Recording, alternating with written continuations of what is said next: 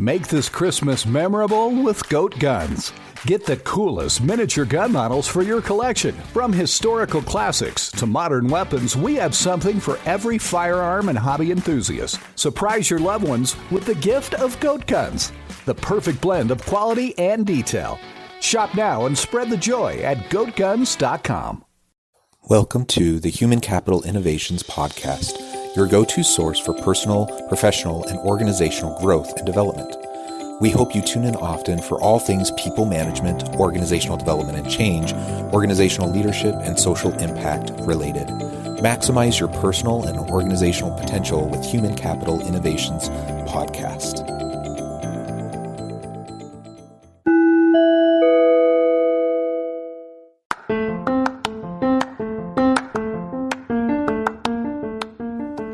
Welcome to the Human Capital Innovations Podcast. In this HCI podcast episode, I talk with Sangeeta about helping employers attract and retain STEM plus women.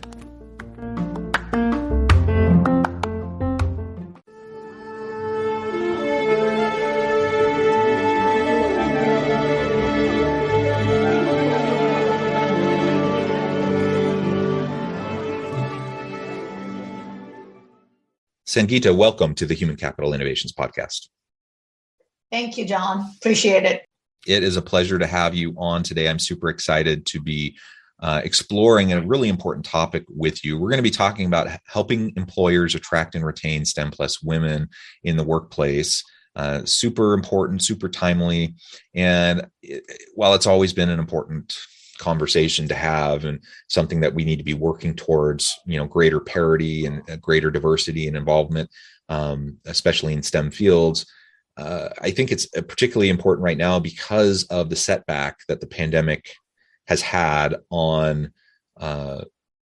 women's equity issues in the workplace. Some reports have suggested that it's set us back even a generation. And so that's disheartening, but there are things we can do. And so I'm excited to explore that with you. As we get started, I wanted to share Sangeeta's bio with everybody. At 29, Sangeeta was at the end of her rope, about to quit a STEM career she loved because she couldn't navigate the roadblocks that were being thrown in front of her as a woman, as an immigrant, as a person of color. Luckily, a mentor reached out, guided her, and she stayed in her career for another 2 decades, achieving 26 patents and leading global teams of 5,000 plus with budgets of more than 200 million.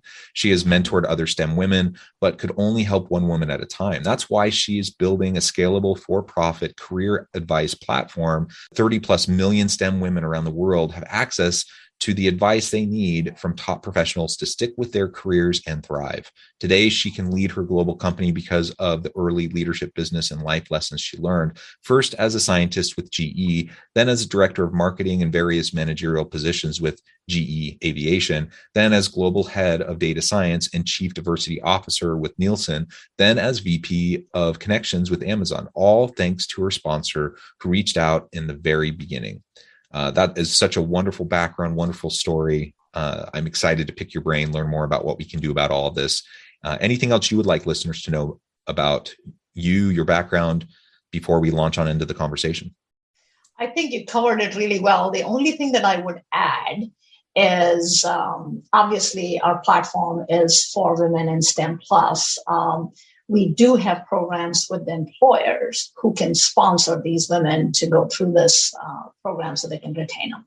That's all that I wanted to add. Yeah, wonderful, wonderful. So as we launch on in, why don't you describe for us a little bit more about your experience, if you don't mind sharing, in terms of some of those roadblocks you face, because you are a good example, of someone who, especially considering the time frame in which you were trying to navigate. I think we still have a lot to work through and a lot to improve on, but it is better now than it was, decades ago. So tell us a little bit more about that, the challenges of navigating that you faced, and then we can start to pick apart, like, what specifically can we do as leaders, as advocates, as mentors, as allies today to help women in STEM plus fields?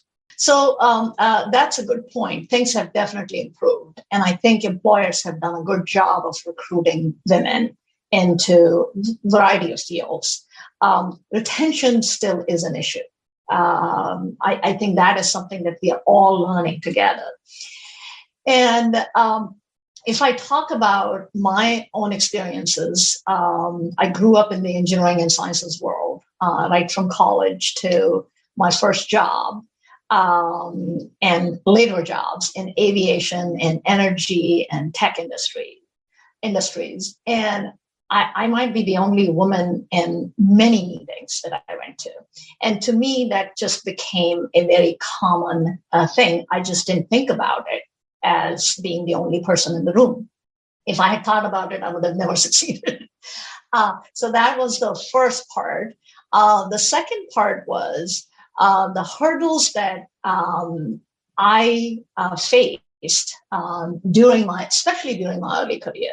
And in those days, I didn't even know what networking meant, what was coaching, networking, mentoring, or sponsoring. And every now and then you get into a situation that would be very sensitive from the perspective whether it is business related, who is on one side versus the other, and making a decision that may make some people in the company, in the organization you're in, very happy, other people not so happy. How do you navigate some of those things? And most of the business related stuff, I was able to create a network of mentors where I could go to. But when it came to the sensitive topics, I just squirmed and I just stressed myself out and I wanted to quit. I thought I might get fired because I took a stance, which was pretty strong stance in some cases, and it was right. But at the same time, very stressful also. So the journey was very lonely. And if I had something like Gotara, it would have actually helped me tremendously. I would not have been stressed and I would not be thinking about quitting my career. Yeah. And, I can only imagine. I'm a straight cisgendered white dude.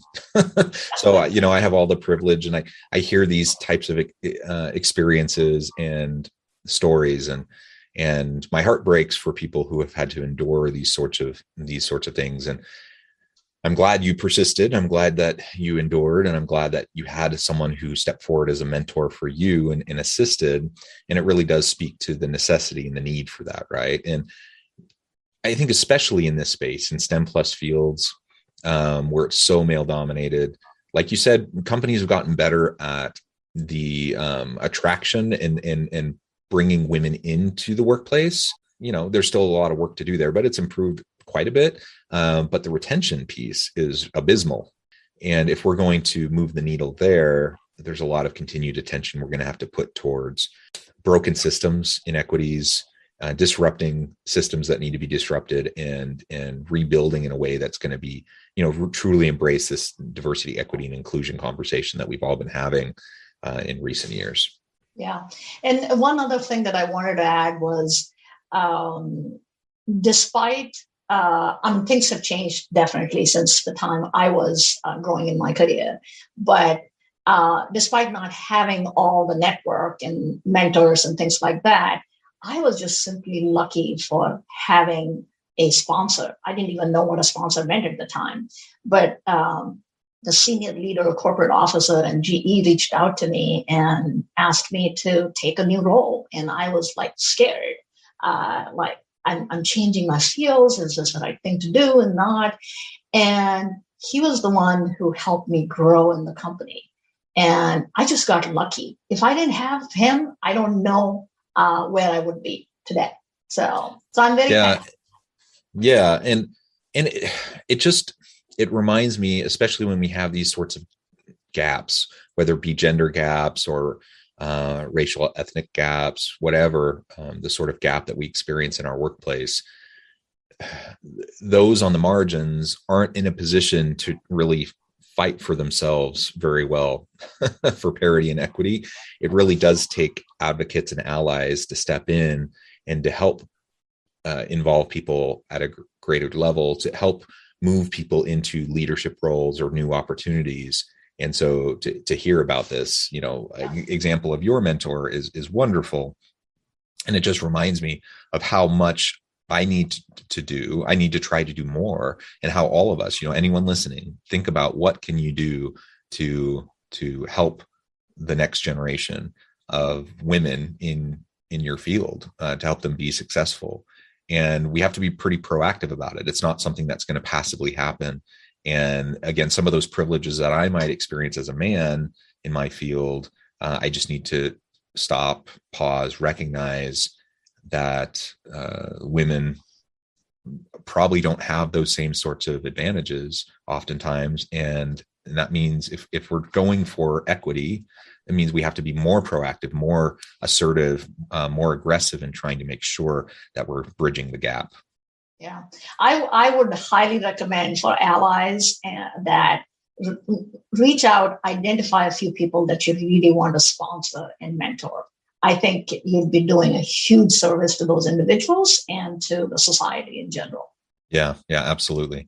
So tell us more about some of the challenges you've seen in terms of STEM plus women in the industries, in terms of this retention piece. We've referred to it a couple times now. It's a problem. Yeah. What exactly is going on there, and how do we start to tackle it? Yeah. So I think before really deep diving into this topic, general theme that I have read and felt was you need to have great benefits. You need to have flexibility for women. You need to have role models, stuff like that. And yes, that is important for women. And I think they look for companies which have that. However, when they're leaving or stagnating in their roles, the main causes that we have collected this data, behavioral data on our platform, are they're being undervalued, they're being bullied, they don't have self-improvement opportunities, and they're being dumped at work. So we talk a lot about work-life balance. This is just all about work. They are being dumped at work to do stuff that's not part of their scope of job. And those are the reasons why it happens once, it happens twice, it happens a few times, then they just write it off and they decide, okay, I'm not going to be staying in this company and I'm going to move on to another organization. And you've lost them. And they're not going to share this information with you because they don't want to burn bridges. You never know if you have to come back to this company again, or if you have to work with this manager again. Even if you don't want to, sometimes mergers and acquisitions bring you together. And rightly so. I think it's the right decision that they're making for themselves. And I have done the same thing. When I have left for a reason, I'm not going to give them the reason. We are going to talk about compensation. We're going to talk about the opportunity. That's why people are leaving. Those are the two reasons every time an exit interview happens at any organization. That's what you hear. You do not hear anything about toxic culture. So as a result, majority of the employers don't even know. If they know, it's not being talked about. And many times, employers can't police every conversation that is happening in the company. So they just don't know, and they're losing women.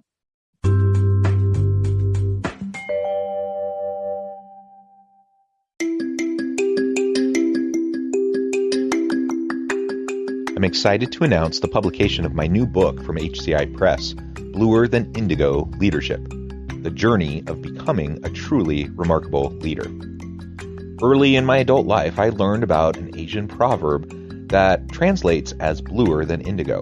If you think about the color indigo, it is a brilliant, deep, and vibrant blue, what some would call the bluest of blues. To have something that is bluer than indigo is rare and truly remarkable.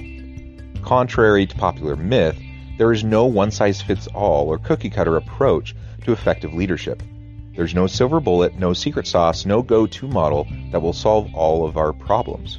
The truth is, great leaders have all had their unique strengths and flaws, and have all had to discover and then pave their own distinctive path in their life's journey to fulfill their leadership potential. Bluer Than Indigo Leadership will help you discover your own path and explore those ordinary, everyday actions that will help you respond to an uncertain future and produce extraordinary results for individuals, teams, and organizations.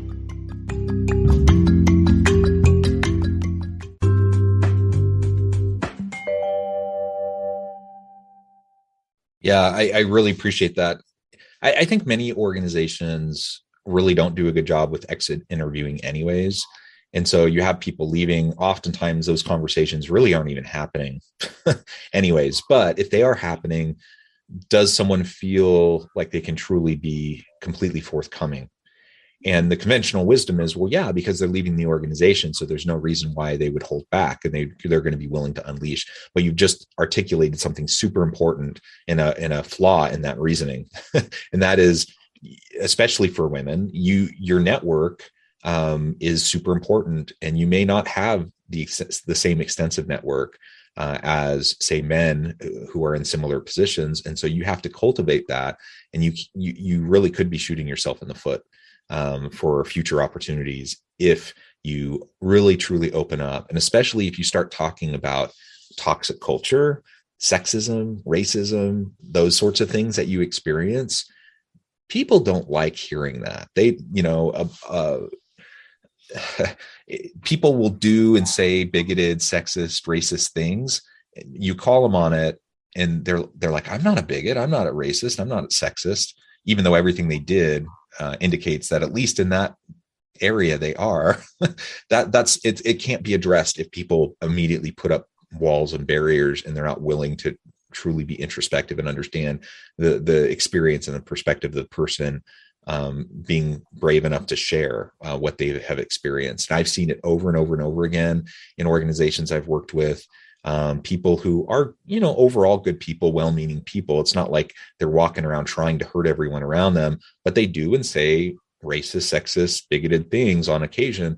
And if that happens, that creates that toxic culture. It needs to be addressed. If it's not addressed, we're going to perpetuate a problem.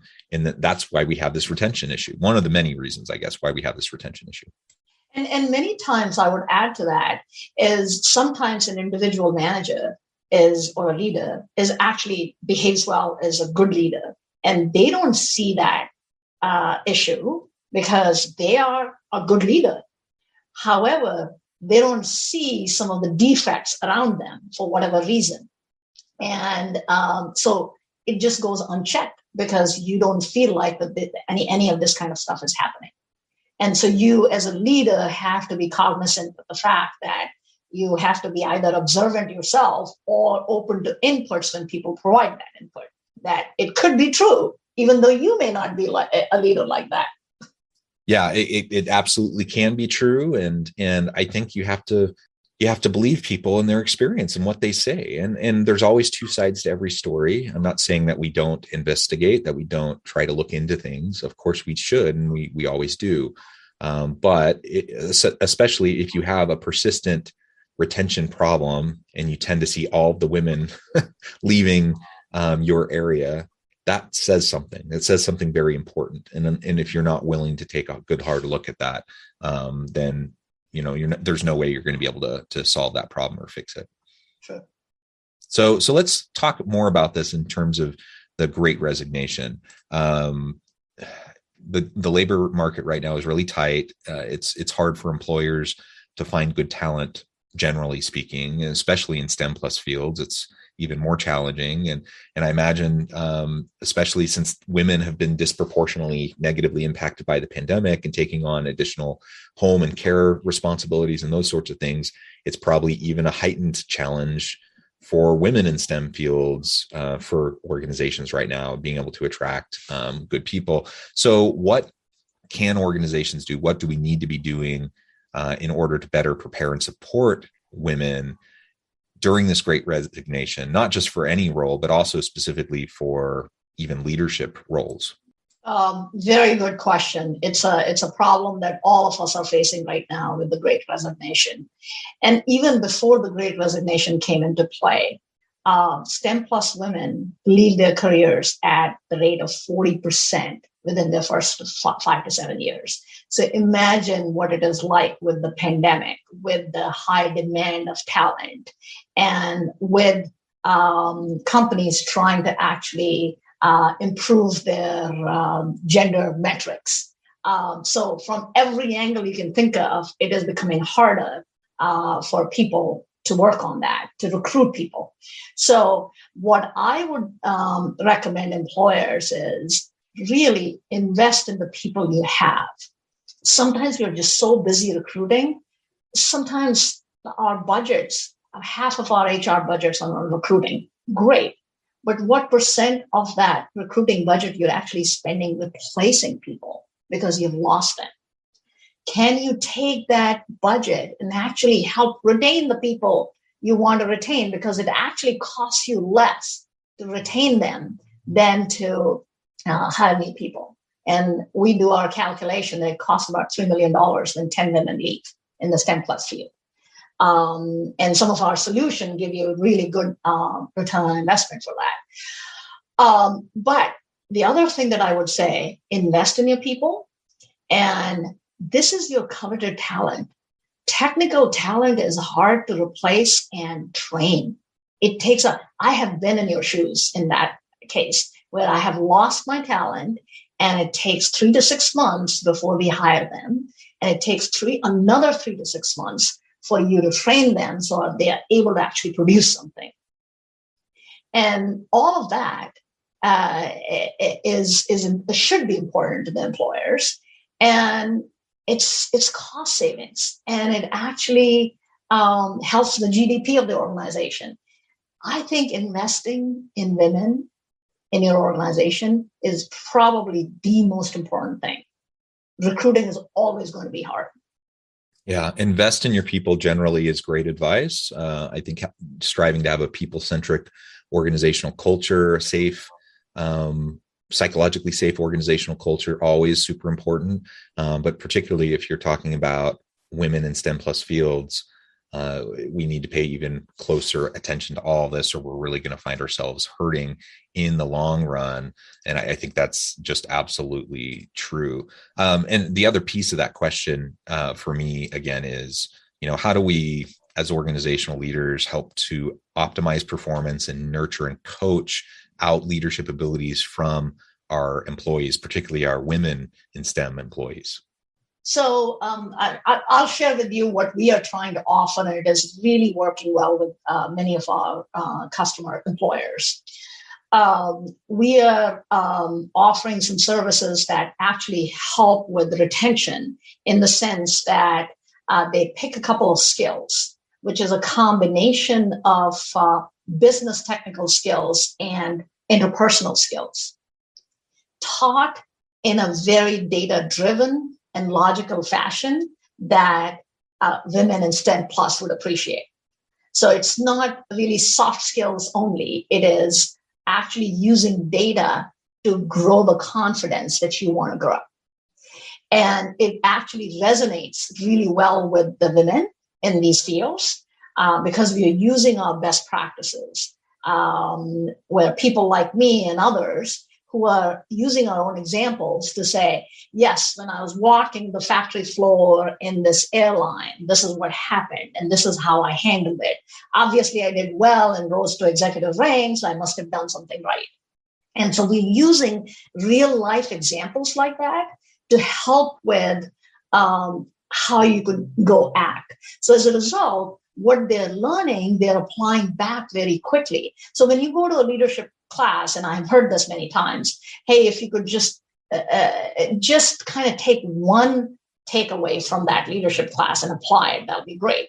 We expect 80 to 90% of the stuff that we are teaching for them to apply. And they do. We see within 8 weeks, 20 to 60% improvement in their skills. And also, if there are things like, somebody threw me under the bus in a meeting last Wednesday. How do I handle this? Because I don't want to have a reputation that is not so good. And you get an advice from somebody who's lived in your shoes within 24 hours. So this is a combination of just in time and nuggets of advice and training that you can use on the go. So you go apply back to work very quickly. And you learn from it. And as a result, employers learn from it too. What are the things they can do to help retain them? What are the things, what kind of love they need to give to these women to be able to retain them? And what are the things they can do about their culture to retain them? And what are the things they're already doing well? They need to just keep doing and not stop doing. And so those are some of the things that I would say are key to retention. I love it. I think those are all really important tips. Sangeeta, it has been just a pleasure talking with you. The time has flown by, and I see that we're almost to the end of our time. I need to let you go here in just a minute. But before we close, I wanted to give you a chance to share with listeners how they can get connected with you, find out more about your work, your team, your new initiative underway, and then share the last word on the topic for today. Yeah. Thank you, John, for the opportunity. And please reach out and to my startup, gotara.com, GOTARA.com, and sign up as a member. Check it out. Get your employers to check out our website and see if that would be something that they would be interested in picking up. And the last piece of advice is for the folks in the audience is know that you have the self-confidence. Sometimes women think that they don't have the self-confidence and they have imposter syndrome. Self-confidence is innate in you. You need to turn it on. You already have it. I love it. Thank you so much. I encourage listeners to reach out, to get connected, find out more about what Sangeeta can do for you. And as always, I hope everyone can stay healthy and safe, that you can find meaning and purpose at work each and every day. And I hope you all have a great week.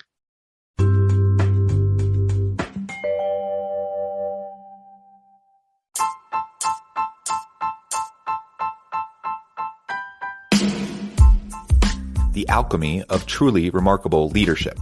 Ordinary, everyday actions that produce extraordinary results. Consider how the nature of work has shifted over the past 50 years. With increased globalization, rapid technological advancement, and the shift in economic composition, the average job of today looks very different than the average job of 50 years ago. What will the jobs and organizations of tomorrow look like? Moreover, what does this all mean for organizational leaders? What are the core competencies and capabilities of organizations and their leadership that are prepared for continued disruption and geopolitical and socioeconomic shifts? Regardless of what the future holds, increasingly, leaders need to be socially minded, data-driven, decisive, champions of talent, and disruptors of the traditional notions of leadership, teams, organizations, and work. The alchemy of truly remarkable leadership will help you to explore your own leadership competencies and capabilities and consider ways to apply and implement them into your workplace and personal life.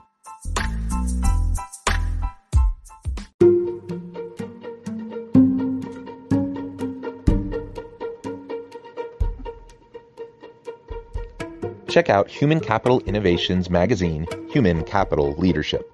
Human Capital Leadership is a free, interactive e-magazine with the mission to help individuals, leaders, and organizations find innovative approaches to maximize their human capital potential. We publish issues quarterly in August, November, February, and May. Take a look at the latest issue and let us know what you think.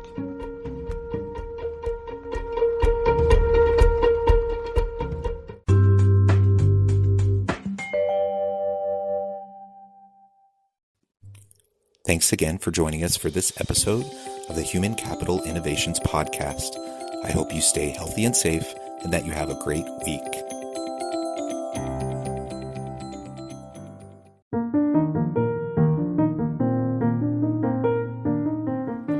Check out our new weekly LinkedIn newsletter, Alchemizing Human Capital, exploring industry trends via original research and interviews with executives and thought leaders from across the globe.